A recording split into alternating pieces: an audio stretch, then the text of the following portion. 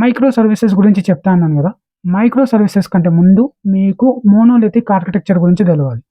ఇప్పుడు ఒక application develop జేసేటప్పుడు ఇప్పుడంటే డిఫరెంట్ ప్రాసెసెస్, డిఫరెంట్ సిస్టమ్ అనేది ఉన్నది. కానీ ఒకప్పుడు స్టార్టింగ్ స్టేజెస్ ఆఫ్ అప్లికేషన్‌లో ఒక ఆర్కిటెక్చర్‌ని ఫాలో అయ్యేవాళ్ళు. దాని పేరే మోనోలిథిక్ ఆర్కిటెక్చర్. ఏందిది మోనాలిసా అనేదో అంటున్నావంటే, ఇప్పుడు ఒక జాయింట్ ఫ్యామిలీ ఎట్లయితే ఉన్నదో సిమిలర్‌గా దాని రిఫరెన్సే తీసుకోండి మోనోలిథిక్ ఆర్కిటెక్చర్ అంటే.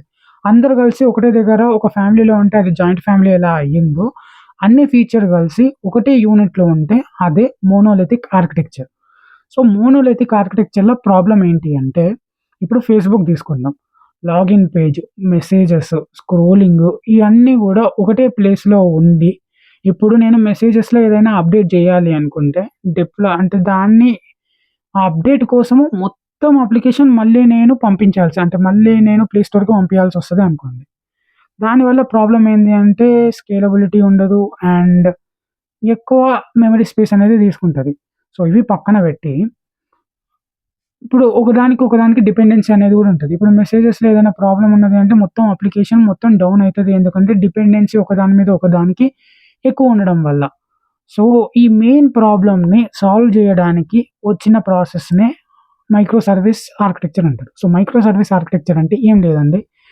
జాయింట్ ఫ్యామిలీ నుంచి న్యూక్లియర్ ఫ్యామిలీస్ ఎలా అయితే పుట్టినాయో, ఈ చిన్న చిన్న ప్రాసెస్ అంటే ఒక పెద్ద అప్లికేషన్‌లో చిన్న చిన్న ఫీచర్స్‌ని సెపరేట్ సర్వీసెస్ లాగా డెవలప్ చేసేదాన్నే మైక్రో సర్వీసెస్ అంటారు. ఈ చిన్న చిన్న ప్రాసెస్‌ని ఎలా బ్రేక్ డౌన్ చేస్తారు అంటే బిజినెస్ ఫంక్షనాలిటీ తగ్గట్టు. ఇప్పుడు ఒక క్లయింట్ వచ్చేసి నాకు లాగిన్ పేజ్ కావాలి నా అప్లికేషన్‌లో. సెర్చ్ ఫీచర్ కావాలి, రీల్స్ కావాలి అని చెప్పేసి ఏవైతే అంటారో దానికి తగ్గట్టు ఒక్కొక్క సర్వీస్ అనేది యాడ్ అయికుంటూ పోతది. లాగిన్‌కి సెపరేట్ టీము, సెర్చెస్‌కి సెపరేట్ టీము, రీల్స్‌కి సెపరేట్ టీము. ఇలాంటి సెపరేట్ టీమ్స్, చిన్న చిన్న టీమ్స్, మైక్రో టీమ్స్‌ని మైక్రో సర్వీసెస్ అంటారు. సో, మైక్రో సర్వీసెస్‌లో అడ్వాంటేజెస్ ఏంటి అంటే, ఇప్పుడు నేను ఏదైతే స్టార్టింగ్‌లో ఒక ప్రాబ్లమ్ చెప్పినాను గదా! ఇప్పుడు మెసేజెస్‌లో ఏదైతే అప్డేట్ జేయాలి అనుకుంటే మొత్తం అప్లికేషన్ పోవాల్సొస్తది గదా!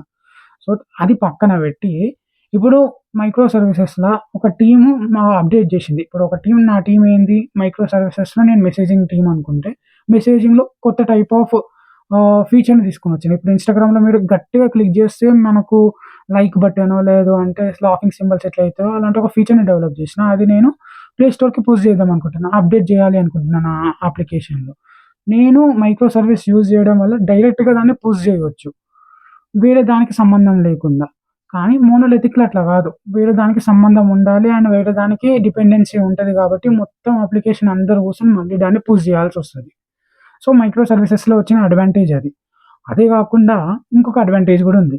ఇంకొక అడ్వాంటేజ్ ఏంది అంటే మైక్రో సర్వీసెస్‌లో అది లూజ్‌లీ కపుల్డ్. లూజ్‌లీ కపుల్డ్ ఏంది అంటే ఒకదానికొకదానికి సంబంధం లేదు. ప్రతి ఒక్కటి ఇండివిడ్యువల్‌గా ఉండడం కాబట్టి మనం డైరెక్ట్‌గా అప్డేట్ జేసేయొచ్చు. కానీ మోనోలిథిక్‌లో అట్లా గాదు. అది టైట్‌లీ కపుల్డ్. అంటే ఒకదానికొకదానికి డిపెండెన్సీ ఎక్కువుంటది. సో, ఇప్పుడు లూజ్‌లీ కపుల్డ్ ఒకదానికొకదానికి కనెక్షన్ అనేది లేదు అంటున్నావు గదా! మళ్ళీ ఒకదానికొకదానికి కమ్యూనికేషన్ ఎలా ఉంటది అంటే అది హెచ్‌టిటిపి రిక్వెస్ట్ నుంచి. అంటే మీకిప్పుడు ఎట్లా చెప్పాలి? నేను ఒక కొరియర్‌ని పంపియాలి అని అనుకుంటున్నా. కొరియర్ పంపియాలి అంటే నాకేం గావాలి? అవతల సైడ్ నుంచి నాకు అడ్రెస్ తెలవాలి. సో, అప్పుడే నేను ఫ్రమ్ అడ్రెస్ టు అడ్రెస్ పెట్టగలుగుతా నేను. అలానే ఒక మైక్రో సర్వీసెస్‌కి, ఇంకొక మైక్రో సర్వీసెస్‌కి కమ్యూనికేషన్ ఎలా ఉంటది అంటే ఎండ్ పాయింట్ నుంచి. ఇప్పుడు నా మైక్రో సర్వీస్ ఏదైతే ఉన్నదో, వేరే మైక్రో సర్వీసెస్‌ని కన్జ్యూమ్ చేయాలి అనుకుంటున్నప్పుడు వాని అడ్రెస్ పెడతాడు. ఆ అడ్రెస్ పేరే ఎండ్ పాయింట్. సో, నేను ఆ ఎండ్ పాయింట్‌ని తీసుకొని నా రిక్వెస్ట్‌ని ఆ ఎండ్ పాయింట్ దగ్గర పెడతా. ఆ ఎండ్ పాయింట్ ఆ రిక్వెస్ట్ తీసుకొని వాళ్ళకి సంబంధించిన రెస్పాన్స్‌ని నాకు పంపుతది. సో, ఇలా ఒక మైక్రో సర్వీసెస్ ఇంకొక మైక్రో సర్వీస్ కమ్యూనికేట్ కావచ్చు. ఇదొక ప్రాసెస్. రెండో ప్రాసెస్ ఏంది అంటే ఒక బ్రోకర్‌ని పెట్టుకోవడం. అంటే నేనిప్పుడు డైరెక్ట్‌గా పోయి వాని అడ్రెస్‌లో ప్యాకేజ్ ఇయ్యడం కన్నా ఒక పోస్ట్ ఆఫీస్‌లో పోయి పోస్ట్ చేస్తున్నట్టు.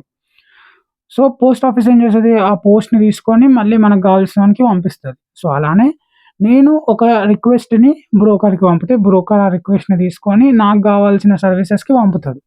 సో, మళ్ళీ రెస్పాన్స్ మళ్ళీ బ్రోకర్‌కి ఇస్తాడు. అండ్ బ్రోకర్ నాకు ఆ రెస్పాన్స్ ఇస్తారు. ఇది second way of communication. Third way of communication వచ్చేసి సర్వీస్ మెష్. ఇదెలా చెప్పాలి అంటే నాకు గూడా తెలవదు. ఎందుకంటే సర్వీస్ మెష్ గురించి ఇన్ డీటెయిల్‌గా నేను నేర్చుకోలేదు ఇప్పుడు. ప్రస్తుతానికి మైక్రో సర్వీసెస్ మీద ఫోకస్ పెట్టినాను కాబట్టి దాని గురించి చెప్తున్నా. అండ్ ఇవే గాకుండా ఇప్పుడు ప్రతిదానికి అడ్వాంటేజెస్ ఎలా ఉంటాయో, డిసడ్వాంటేజెస్ కూడా అలానే ఉంటాయి. సో, మైక్రో సర్వీసెస్‌కున్న మెయిన్ డిసడ్వాంటేజ్ ఏంది అంటే, ఇదొక పెద్ద అప్లికేషన్. ఇప్పుడు ఇన్‌స్టాగ్రామే తీసుకుందాం మనం. లైవ్ ఎగ్జాంపులే చెప్తున్నా. ఇన్‌స్టాగ్రామ్‌లో కొన్ని కొన్ని సార్లు మనము అప్లికేషన్ డౌన్ అయినప్పుడు సర్వర్ కుడ్ నాట్ ఫౌండ్ అనేది ఉంటది గదా! సో, ఇన్‌స్టాగ్రామ్ అనేది గూడా మైక్రో సర్వీసెస్ లాగా. ఇప్పుడు మనం ఓపెన్ జేసినప్పుడు సెర్చ్ ఒక టీమ్ ఉంటది. మెసేజెస్‌కి ఒక టీమ్ ఉంటది. రీల్స్‌కి ఒక టీమ్ ఉంటది. సో, ఇలా సెపరేట్ టీమ్స్ ఉంటాయి. చాలా మైక్రో సర్వీసెస్ అనేటివి ఉంటాయి.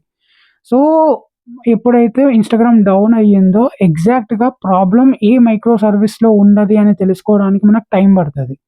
సో, ఇది మెయిన్ ప్రాబ్లమ్. ఇదే గాకుండా ఇప్పుడు ఎన్నో మైక్రో సర్వీసెస్ అంటే చిన్న చిన్న మైక్రో సర్వీసెస్ ఉండడం వల్ల ఇప్పుడు ఏదన్నా ఒక్క మైక్రో సర్వీస్ డౌన్ అయినా వేరే మైక్రో సర్వీస్ నుంచి ఆటోమేటిక్‌గా రిక్వెస్ట్‌లొస్తున్నప్పుడు వాటికి పంపే రెస్పాన్స్ అనేటివి అన్‌ఎక్స్‌పెక్టెడ్ రెస్పాన్స్ ఉంటది. అంటే కొన్నిసార్లు 500 రెస్పాన్స్ అంటే ఫెయిల్యూర్ రెస్పాన్స్ వాటికి పంపిస్తారు. సో, ఇది సెకండ్ ప్రాబ్లమ్.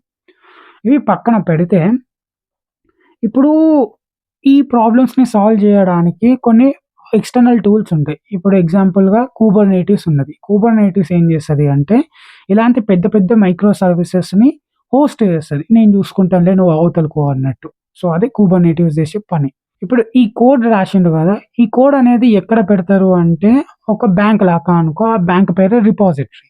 అండ్ ఈ రిపాజిటరీలో మళ్ళీ 2 రకాలుంటాయి. ఒకటి మోనో రిపాజిటరీ అయితే ఇంకొకటి పాలీ రిపాజిటరీ. మోనో రిపాజిటరీ అంటే ఏంటి? అంటే కోడ్ అనేది ఒకటే దగ్గర పెడతాం. కానీ ఫోల్డర్ స్ట్రక్చర్‌లో పెడతాం మనం. ఒకటే రిపాజిటరీ నేను నీకు అలోకేట్ జేస్తా. ఇంత పెద్ద అప్లికేషన్‌కి నేను ఒకటే రిపాజిటరీ అలోకేట్ జేస్తాను. కానీ దానికి ఒక్కొక్క ఫోల్డర్ అనేది ఇచ్చుకుంటాను ఆ రిపాజిటరీలోనే. లేదు ఇది గాదు అనుకుంటే ఇంకొకటి పాలీ రిపాజిటరీ. పాలీ రిపాజిటరీ ఏం జేస్తది అంటే ఒక్కొక్క మైక్రో సర్వీసెస్‌కి ఒక్కొక్క రిపాజిటరీని క్రియేట్ జేసుకోవచ్చు. ఇప్పుడు మోనో రిపాజిటరీ అనేది ఎవరు యూజ్ జేస్తారంటే గూగుల్ మోనో రిపాజిటరీనే యూజ్ జేస్తది. అండ్ ఇన్‌స్టాగ్రామ్ లేదంటే కొన్ని కొన్ని డిఫరెంట్ సర్వీసెస్ అప్లికేషన్స్ అనేటివి పాలీ రిపాజిటరీని యూజ్ జేస్తది. అండ్ పాలీ రిపాజిటరీలో మెయిన్ అడ్వాంటేజ్ ఏంటి అంటే, వాళ్ళు డైరెక్ట్ కోడ్‌ని సెపరేట్‌గా డిప్లాయ్ చేయొచ్చు. ఇప్పుడు పేమెంట్స్‌కి సంబంధించిన కోడ్ ఏదైతే ఉన్నదో, అది వాళ్ళు డిప్లాయ్ చేసేయవచ్చు. అండ్ సర్వీస్ లైక్ మెసేజెస్‌కి సంబంధించిన కోడ్ ఏదైతే ఉందో, దాన్ని కూడా డైరెక్ట్‌గా డిప్లాయ్ చేసేయొచ్చు. సో, నాకు తెలిసినంత వరకు మైక్రో సర్వీసెస్ గురించి నాకేదైతే తెలుసుకున్నానో అది మీకు జెప్పిన. అండ్ ఇంకా చాలా నేర్చుకునేదున్నది. కానీ ఇంటర్వ్యూ ప్రాసెస్‌కి ఈ నాలెడ్జ్ సరిపోతది. ఇంకొద్దిగా ఇన్ డీటెయిల్‌గా మా కంపెనీలో ఇదెలా యూజ్ జేస్తారు, రియల్ టైమ్ సినారియోలో ఎలా యూజ్ జేస్తారో తెలుసుకుంటే సరిపోతదది. So, that's it for today guys. And రేపు ఏఐ మీద అంటే ఆర్టిఫిషియల్ ఇంటెలిజెన్స్ మీద ఒక చిన్న స్టాండప్ లాంటిది, స్టాండప్ కామెడీ లాంటిది ఏదైనా కొత్తగా ట్రై చేద్దాం అనుకుంటున్నా. సో, రేపు కలుద్దాం. By pains.